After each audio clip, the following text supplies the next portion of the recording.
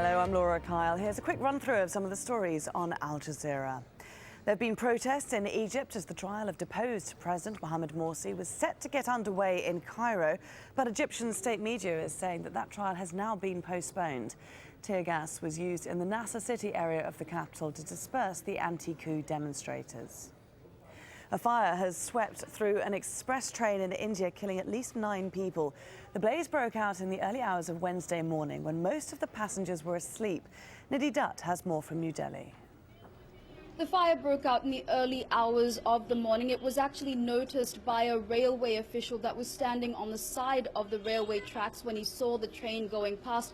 It was stopped and an emergency rescue operation began. From what we also understand is that the train now has been taken about 150 kilometers away from where the accident happened. The priority now is to actually separate the carriages that were involved in the fire and allow the train to go forward now and begin services again. The US is experiencing the coldest winter in half a century, and charities say people living on the streets are most at risk. New York's homeless population is now at record levels, figures not seen since the Great Depression in the 1930s. Every night, shelters take in around 55,000 people, including 22,000 children. And with the demand of coconuts growing globally, there is a concern about a shortage in India. The country is one of the world's top producers, harvesting 17 billion coconuts in 2012.